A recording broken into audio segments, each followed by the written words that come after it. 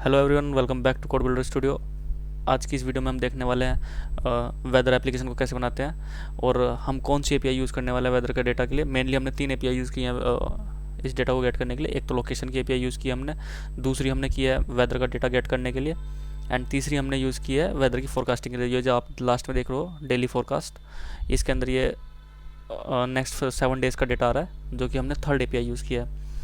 और जो पहली एपीआई हमारी लोकेशन के लिए, वो लोकेशन की एपीआई ऐसे है जैसे अभी हमने इस स्क्रीन में बाय डिफ़ॉल्ट नोएडा लोकेशन रख रखी है।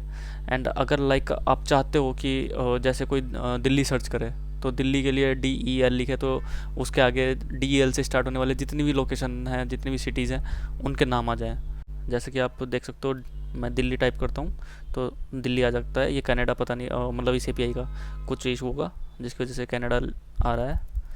आप नोएडा सर्च करोगे, नोएडा इंडिया आ जाएगा, और यहाँ से आप इस पर क्लिक करते डेटा चेंज हो जाएगा।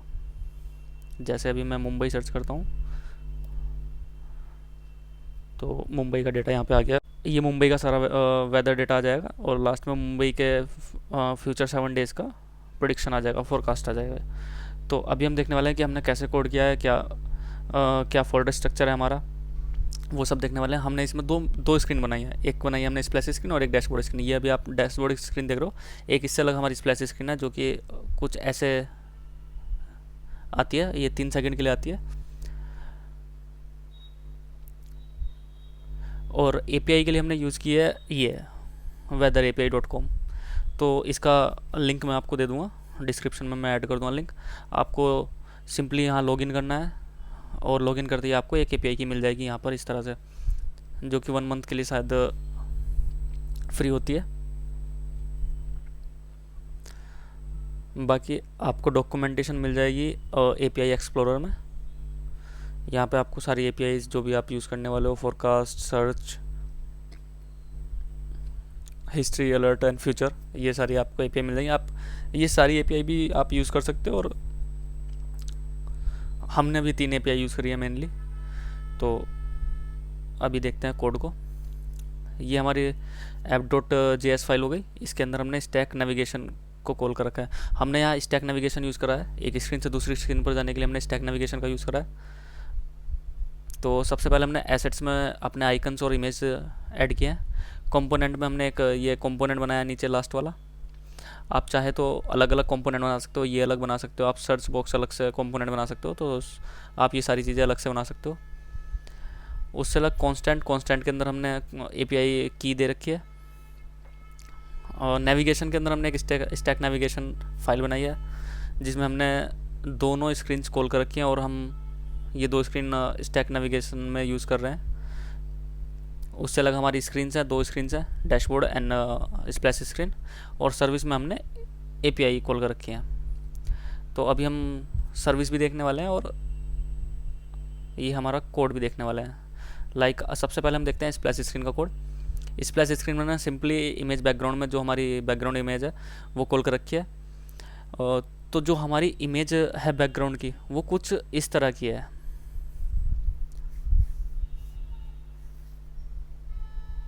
ये कुछ ऐसी इमेज है, लेकिन हमने इसको ब्लर करके थोड़ा लुक इसका एनहेंस किया है। तो उसके लिए हमने प्रॉपर्टी यूज़ किया है ब्लर रेडियस जो कि 75 होने वाली है। फिर नेक्स्ट हम देखते हैं डैशबोर्ड। डैशबोर्ड में हम देख लेते हैं, यहाँ हमने एपीआई कॉल किया है, यूज इफेक्ट में हमने कॉल कर रखा है, तीनों एपीआई कॉल कर रखी हैं। पहले हम डिज़ाइन देखते हैं। डिज़ाइन में हमने सबसे पहले ये बनाया है एक सर्च वाला जो आइकन आता है हमारा, वो हमने ये डिज़ाइन में बनाया है। ये जो हमारा ये आइकन आ रहा है और ये क्लिक करने पे जो बड़ा हो जाता है, ये हमने इस सर्च ये वाले कंपोनेंट में बनाया है। सेफ एरिया व्यू हमने यूज़ किया है। सेफ एरिया व्यू हम इसलिए यूज़ करते हैं ताकि जो भी हमारा लाइक कंपोनेंट बने या हम जो भी इसमें ऐड ऑन कर रहे हैं स्क्रीन पर, वो यहाँ से स्टार्ट हो, नोच के नीचे से, जो स्टेटस बार आ रहा है ऊपर उसके नीचे से स्टार्ट होगा। उसके बाद ये हमने बनाया है, जैसे ही आप इस पर टाइप क्लिक करते हो तो ये जो नीचे बॉक्स आ रहा है, ये हमने यहाँ पर बनाया है। स्क्रॉल व्यू के अंदर हमने ये बनाया है।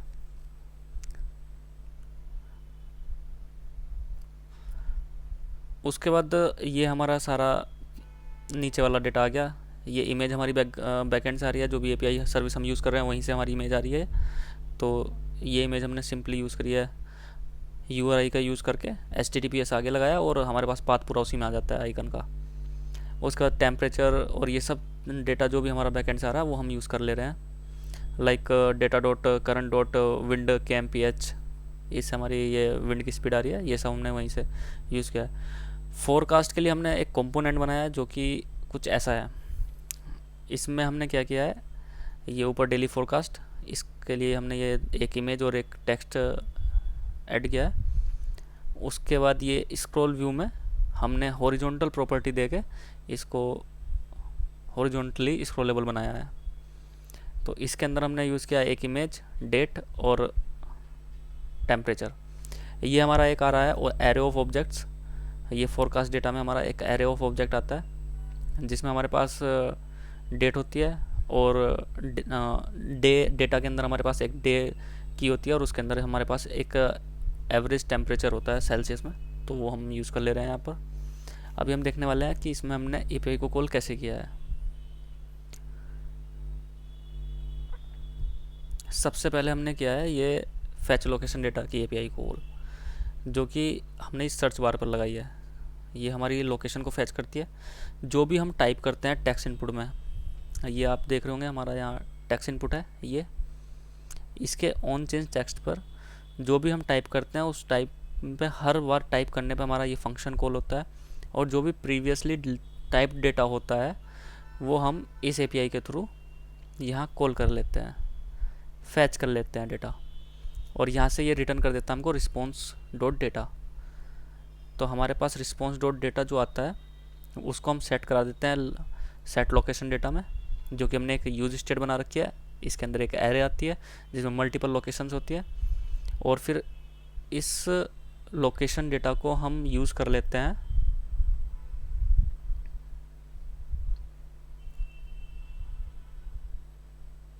यहाँ पर।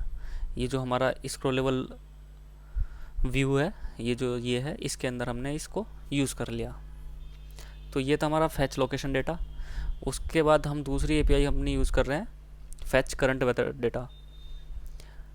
ये हमने एक फंक्शन बनाया फैच करंट वेदर डेटा के नाम से। इसके अंदर हमने अपना जो हमने एपीआई सर्विस में बना रखा है फंक्शन, जहाँ पर हमने एपीआई का बेस यूआरएल वगैरह दे रखा है, उसको कॉल किया। इसके अंदर जाता है इसके अंदर मेनली जाता है जो लोकेशन होती है। इसके अंदर हम लोकेशन को ही पास करते हैं, हमको लोकेशन पास करनी होती है, और on the basis of that location we will find this data. ये जो डेटा आ रहा है, तो ये फैच करंट डेटा की जो एपीआई है ये है v1 करंट डॉट जेसन। इसके अंदर आप की और डेटा में जो भी हमने नोएडा लिखा, दिल्ली लिखा, जो भी हमारे पास आया वो हम यहाँ पास कर देते हैं। तो उसके बेस पर ये हमको रिस्पॉन्स डॉट डेटा में रिटर्न कर देता है।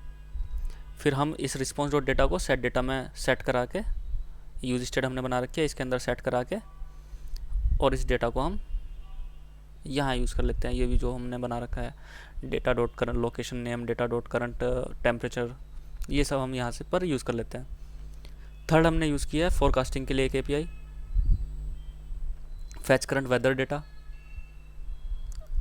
तो हमने यूज़ की थी डेटा, ये ऊपर वाला डेटा फैच करने के लिए। उसके बाद हमने किया है फैच फोरकास्ट डेटा।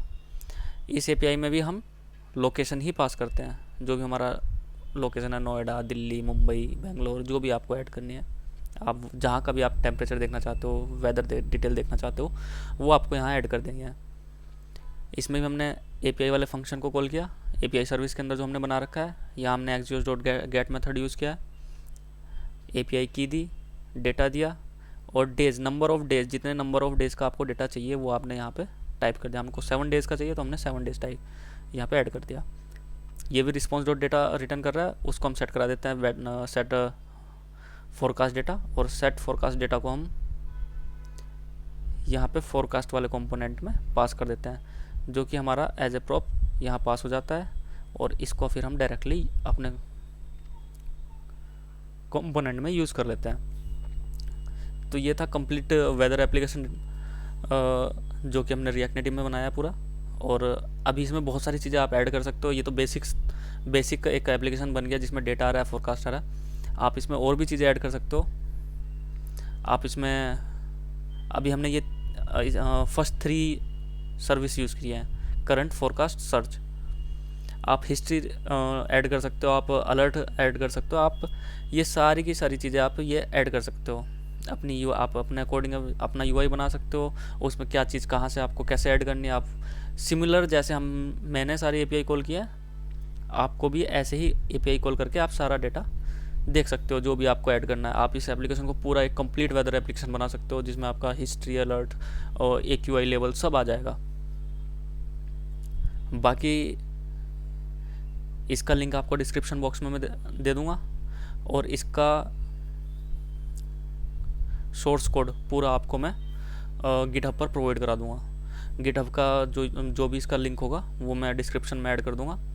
आप वहाँ से डायरेक्टली सोर्स कोड को यूज़ कर सकते हो, आप क्लोन कर सकते हो प्रोजेक्ट को और इस प्रोजेक्ट में ऐड ऑन कर सकते हो। बाकी आपको कोई चीज़ अगर समझ में नहीं आए, आपको कुछ डिफ़िकल्ट लग रहा है इसमें, तो आप कमेंट कर सकते हो, तो मैं आपको कमेंट में रिप्लाई ज़रूर दूंगा उसका, जो भी आपकी क्वेरी होगी। बाकी चैनल को सब्सक्राइब कर लो, और भी वीडियोज़ आने वाली हैं। कंप्लीट हम एप्लीकेशन भी बनाने वाले हैं, जो कि हमारा मूवी डेटाबेस वाला एप्लीकेशन था वो भी बनाने वाले हैं, और बाकी हम न्यू चीज़ें ऐड करने वाले हैं। अगली वीडियो हम बनाने वाले हैं ऑन द टॉपिक ऑफ कि how to create a music player, तो उसके ऊपर हम नेक्स्ट वीडियो बनाने वाले हैं। फिर एक वीडियो हमारी उस पर भी आने वाली है कि लूप में कोई साउंड कैसे बार बार चलाना है, तो वो सब पे भी हम वीडियो बनाने वाले हैं। तो चैनल को सब्सक्राइब ज़रूर कर लेना, and thank you for watching.